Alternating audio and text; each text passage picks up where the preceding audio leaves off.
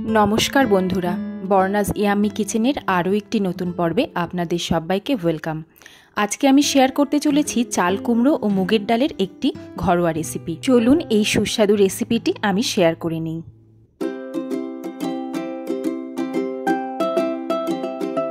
Gas अन करे एकटा कड़ाई बसिए दिएछि, ताते दिए दिलाम 1 कप परिमाण मुगेर डाल।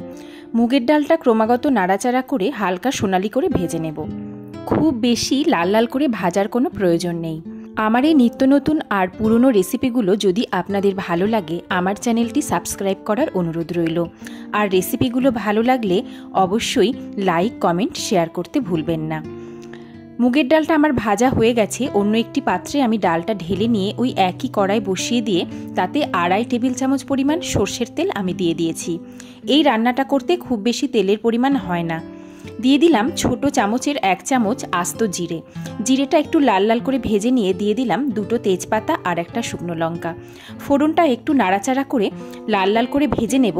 ফোড়ন থেকে যখন সুগন্ধ বেরোবে সেই পর্যায়ে দিয়ে দিলাম 1 চা চামচ পরিমাণ আদা বাটা। আদা বাটাটা হাই ফ্লেমে কিছুক্ষণ নাড়াচাড়া করে ভেজে নেব কাঁচা গন্ধ চলে যাওয়া পর্যন্ত।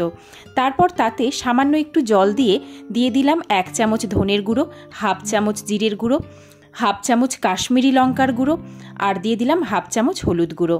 দিয়ে দিলাম স্বাদ অনুযায়ী লবণ। আমি পুরো লবণটা কিন্তু প্রথমেই অ্যাড করে দিলাম। কাশ্মীরি লঙ্কার গুঁড়ো আর হলুদের গুঁড়োটা দিয়েছি কালারের জন্য। কাশ্মীরি লঙ্কার গুঁড়োটা সম্পূর্ণ অপশনাল, হাতের কাছে না থাকলে না দিলেও চলবে। মশলাটা এখন হাই ফ্লেমে কষিয়ে নিচ্ছি। দিয়ে দিলাম 4-5টা চেরা কাঁচা লঙ্কা। হাই ফ্লেমে মশলাটা খুব ভালো করে কষিয়ে নেব যতক্ষণ না পর্যন্ত মশলা থেকে তেল রিলিজ হয়ে যায়। সম্পূর্ণ যখন তেল রিলিজ হয়ে যাবে সেই পর্যায় পর্যন্ত মশলাটা কষিয়ে নিতে হবে। ক্রমাগত নাড়াচাড়া করে মশলাটা কষিয়ে নেওয়ার পর এতে অ্যাড করে দেব ভেজে ধুয়ে নেওয়া মুগের ডালটা। সম্পূর্ণ মুগের ডালটা আমি কড়াইয়ের মধ্যে দিয়ে দিয়েছি। এখন গ্যাসের ফ্লেম লো রেখে এটাকে ক্রমাগত নাড়াচাড়া করে কষিয়ে নিতে হবে 2 থেকে 3 মিনিট পর্যন্ত। অবশ্যই গ্যাসের ফ্লেমটা কমিয়ে রাখতে হবে, তা না হলে এটা পুড়ে যেতে পারে। গ্যাসের ফ্লেম কমিয়ে রেখে ডাল আর মশলার মিশ্রণ ভালো করে কষিয়ে নিলাম 2 থেকে 3 মিনিট পর্যন্ত। এবার একটা চাল কুমড়ো আমি প্রথমেই ধুয়ে এভাবে কেটে রেখেছি। আপনারা যে কোনো শেপে কেটে নিতে পারেন। আমি আমার পছন্দ অনুযায়ী শেপে কেটে নিয়ে এটা কড়াইয়ের মধ্যে অ্যাড করে দিলাম।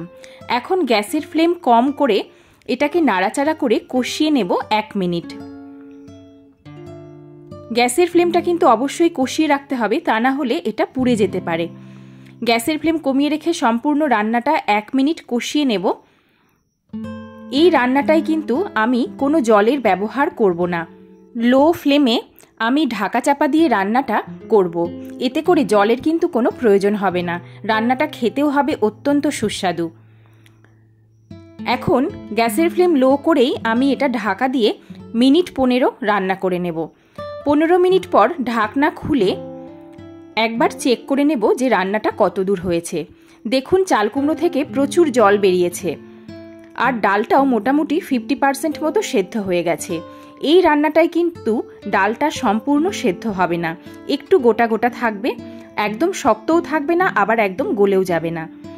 সমস্ত মশলা আমার আগেই অ্যাড করা আছে, তাই কোনো রকম মশলা আমি এই পর্যায়ে আর অ্যাড করব না। এখন একটুখানি নাড়াচাড়া করে আবারও ঢাকা চাপা দিয়ে রান্না করে নেব মিনিট 10 পর্যন্ত। তার আগে আমি এর মধ্যে অ্যাড করে দিলাম ছোট 1 চামচের চিনি। চিনিটা দিয়ে সম্পূর্ণ মিশ্রণটা ভালো করে মিশিয়ে আরও একবার নাড়াচাড়া করে নেব। এই রান্নাটায় কিন্তু অবশ্যই চিনিটা অ্যাড করতে হবে। এই রান্নাটি কিন্তু সম্পূর্ণ নিরামিষ হবে, এতে কোনো পেঁয়াজ রসুনের ব্যবহার আমি করিনি, তাই যারা নিরামিষ খান তারা এই রান্নাটি অবশ্যই করতে পারেন। খুব কম সময়ে কম উপকরণে এই সুস্বাদু রান্নাটি রেডি হয়ে যায়। 10 মিনিট পর ঢাকনা খুলে আরও একবার আমি নাড়াচাড়া করে নিচ্ছি। এই পর্যায়ে রান্নাটা কিন্তু আমার একদম কমপ্লিট হয়ে গেছে। এই রকম একটা কনসিস্টেন্সি এই রান্নাটাতেই দরকার। এর থেকে বেশি এই রান্নাটা শুকনো হবে না, কারণ ঠান্ডা হলে এটা আরও খানিকটা জমে যাবে। আর আপনারা যদি এর থেকে পাতলা পছন্দ করেন সেক্ষেত্রে খানিকটা জল আপনারা ব্যবহার করতে পারেন, তবে আমার জলের কোনো প্রয়োজন নেই। এখন 1 মুঠো ধনেপাতা কুচি আমি এর মধ্যে দিয়ে দিলাম, আর দিয়ে দিলাম 1 চা চামচ গরম মশলার গুঁড়ো, আর দিয়ে দিয়েছি 1 চামচ বাটার। আপনারা বাটার না থাকলে এই রান্নাটাতে ঘি ব্যবহার করতে পারেন, তাতেও কিন্তু দুর্দান্ত স্বাদ আসে। তবে বাটারের ব্যবহারে এই রান্নাটার স্বাদ অসাধারণ হয়। বাটারটা আমি মেল্ট হওয়া পর্যন্ত রান্না করে নেব। রান্নাটা আমার সম্পূর্ণ রেডি হয়ে গেছে। বাটারটা মেল্ট হয়ে গেলে আমি ঢাকা দিয়ে স্ট্যান্ডিং টাইমে 5 মিনিট রেখে এটা গরম গরম ভাতের সঙ্গে পরিবেশন করে দেব। এই রান্নাটি কিন্তু শুধু ভাতের সাথে নয়, রুটি, লুচি, পরোটা সব কিছুর সঙ্গে ভীষণ সুস্বাদু লাগে খেতে। নিরামিষের দিনে কি রান্না করব ভেবে না পেলে এই রান্নাটি একবার ট্রাই করে দেখতে পারেন। আশা করি আপনাদের কিন্তু সবার ভালো লাগবে। রান্নাটি আমার সম্পূর্ণ কমপ্লিট হয়ে গেছে। এখন এটা পরিবেশনের জন্য একদম রেডি। গ্যাসের ফ্লেম অফ করে দিয়েছি আর ঢাকা দিয়ে আমি স্ট্যান্ডিং টাইমে 5 মিনিট রেখে দিয়েছি। এখন পরিবেশন করে আপনাদেরকে দেখিয়ে দিয়েছি। গরম গরম রুটির সাথে কিন্তু অসাধারণ লাগে, তাই আপনারা রুটি বা ভাত যে কোনো কিছুর সঙ্গে এটা পরিবেশন করে নিতে পারেন। আমার রেসিপিগুলো যদি ভালো লাগে চ্যানেলটা সাবস্ক্রাইব করার অনুরোধ রইল। সকলে ভালো থাকবেন, সকলে সুস্থ থাকবেন। আবার দেখা হবে নতুন কোনো রেসিপি নিয়ে। ধন্যবাদ।